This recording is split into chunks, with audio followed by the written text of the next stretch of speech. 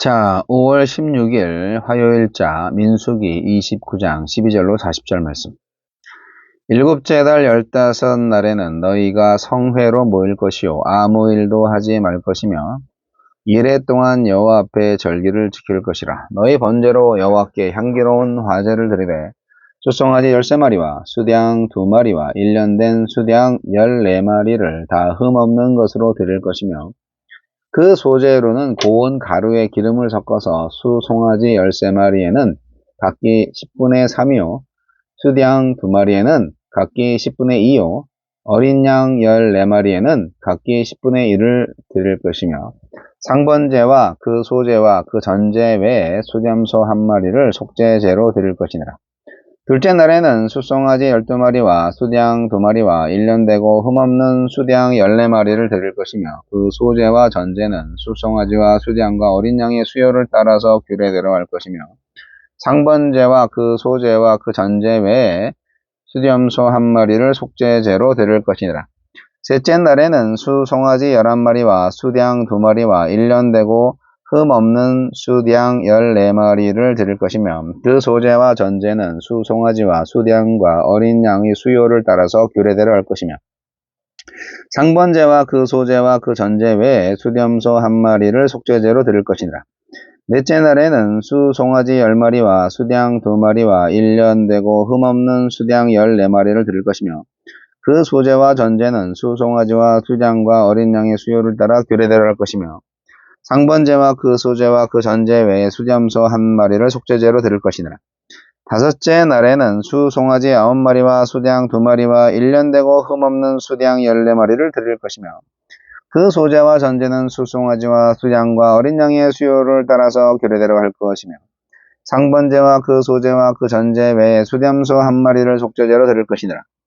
여섯째 날에는 수송아지 8마리와 수양 2마리와 1년 되고 흠없는 수양 14마리를 드릴 것이며 그 소제와 전제는 수송아지와 수양과 어린 양의 수요를 따라서 규례대로 할 것이며 상번제와 그 소제와 그 전제 외에 수염소 1마리를 속죄제로 드릴 것이니라.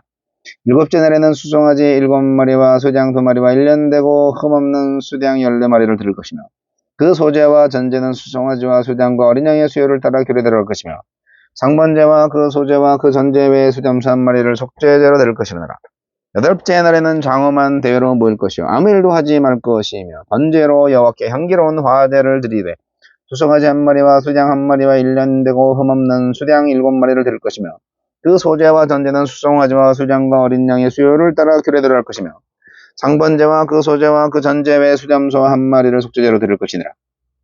너희가 이 절기를 당하거든 여호와께 이같이 드릴지니 이는 너희의 서원제나 낙헌제로 드리는 번제, 소제, 전제, 화목제 외에 드릴 것이니라. 모세가 여호와께서 모세에게 명령하신 모든 일을 이스라엘 자손에게 말하여라. 아멘. 풍성한 주심, 풍성한 드림.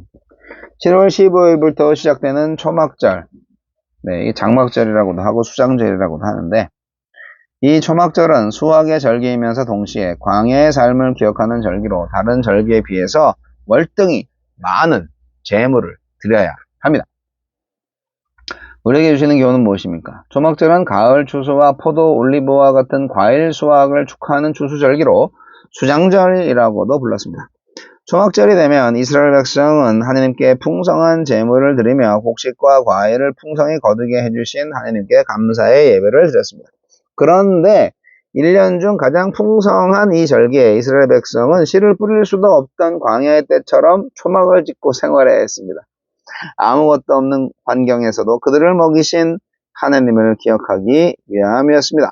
광야의 경험과 광야에서 만난 하나님을 잊으면 가나안의 풍요에 취해 길을 잃을 수 있습니다.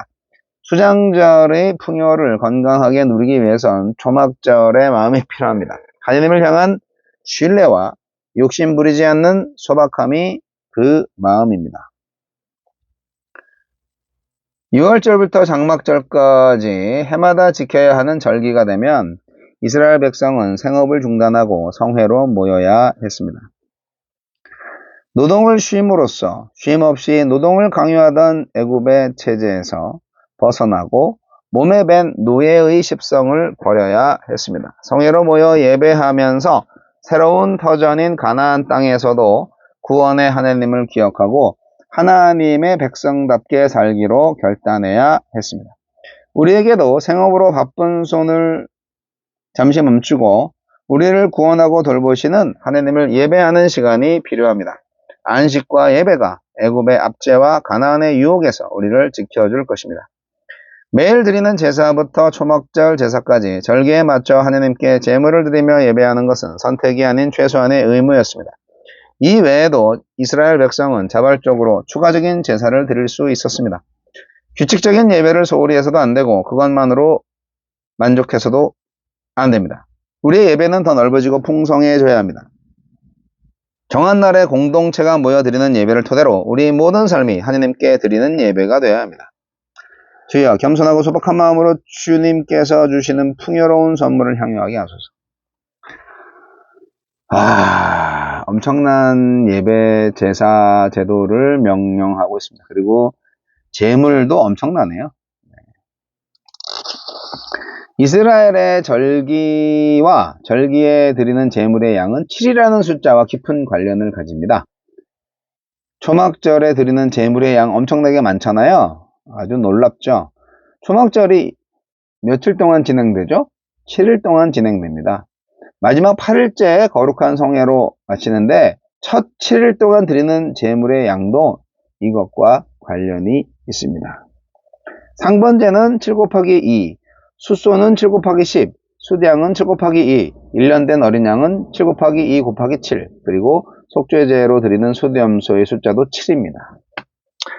7월에 시작해서 7일간 진행됩니다. 이스라엘 백성들. 7이라는 숫자. 이 일주일이라는 게 아주 중요하죠. 그래서 주 단위로 뭐가 돌아가는 게 이게 순리 같아요. 하나님이 정하신 것 같아요. 여하튼 예배가요, 이렇게 풍성한 수확으로 시작이 됩니다. 그리고 이 풍성한 수확으로 시작되는 해가 바로 새해가 되는 거죠.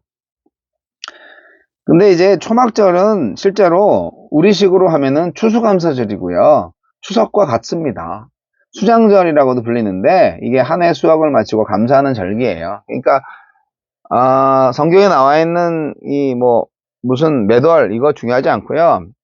수장절이다 그러면은 우리로 말하면은 우리도 절기가 있는 거니까 그냥 추석이라고 생각하시면 돼요. 아이고, 매일 드리는 번제 외에도 70마리나 되는 수송아지를 번제로 바치도록 명령하시는 하나님. 하나님 되게 식사량이 많으신가 봐요.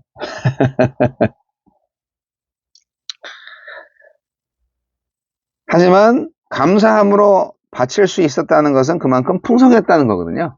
그리고 바치고 나서 제사 끝나고 백성들끼리 누나 먹을 거 아니에요. 이게 축제가 되는 거죠. 근데 하나님께서 축복을 주시지 않은 채로 제사를 요구하신다? 그러면 그 제사는 뭐가 되겠어요? 의무가 되고 아주 짐스러운 것이 되겠죠. 하나님께서는 풍성한 수확을 내려와 주시면서 이렇게 많이 바쳐라. 그렇게 말씀하시는 겁니다. 그래서 새해는 축제로 시작한다. 한 해의 시작을 축제로 열게 하시는 하나님. 멋진 하나님 아니겠습니까? 이렇듯 주 안에서의 모든 삶이 축제라는 것을 보여준다는 거고요. 이것이 어떻게 보면 어떻게든 돈 많이 벌고 어떻게든 많이 생산해서 많이 팔고 하는 그런 오늘날의 생산성과 효율성을 기준으로 돌아가는 이 세상 질서하고는 완전히 다른 개념입니다. 우리가 필요한 존재임을 우리의 노동으로 증명하도록 요구하고 공동체성은 사라진 채 각자 도생을 요구하는 세상의 질서와 다른 겁니다. 그렇게 살면 하나님의 나라가 아니죠. 우리는 하나님의 은혜로 축제를 누리고 삶의 행복, 즉 삶을 즐길 자격이 있다. 그렇게 선언하고 인생을 사는 거예요. 그렇게 한 해를 시작하는 거예요. 얼마나 멋져요. 한 해의 모든 노동은 축제를 위한 노동이 아니라 노동 자체가 축제가 되게 하고 노동 자체가 예배가 되게 하고 심지어 노동 자체가 안식이 되게 하라는 뜻이에요. 한 해, 새해를 축제로 시작한다는 거는. 여러분, 축제가 사라지고 일만 남으면 어떻게 되는지 아십니까? 그때 우상숭배가 시작되는 거예요.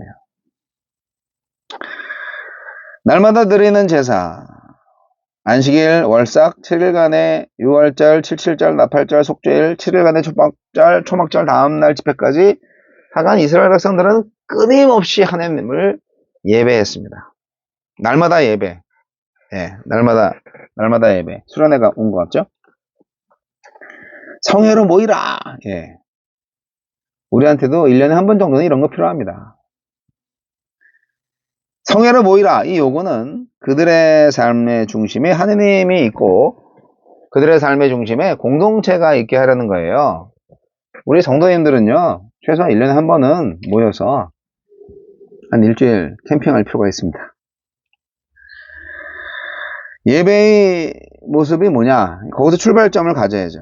이렇게 공동체의 삶이다. 광야에서의 삶이다. 하나님의 은혜를 주시고 그 은혜에 감사하는 삶이다 하는 것을 체험적으로 느끼는, 예, 최소한 3박 4일 캠핑 정도는 해야 교회 공동체가 그런 좀 주님의 사랑을 나누고 또 예배의 이유를 제대로 찾을 수 있지 않을까 생각을 해보는데요. 여러분, 예배는 삶이고요. 삶이 예배가 되어야 합니다. 하나님의 얼굴을 우리가 항상 바라볼 수 있어야 합니다.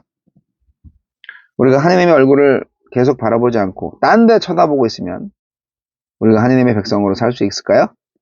오직 하나님만 바라보시기 바랍니다. 하나님만 예배하시기 바랍니다. 날마다 하나님을 예배할 때 하나님께서 풍성해 주시고 우리가 또한 풍성해 드리게 되는 그러한 멋진 삶의 역사를 경험하게 될 것입니다.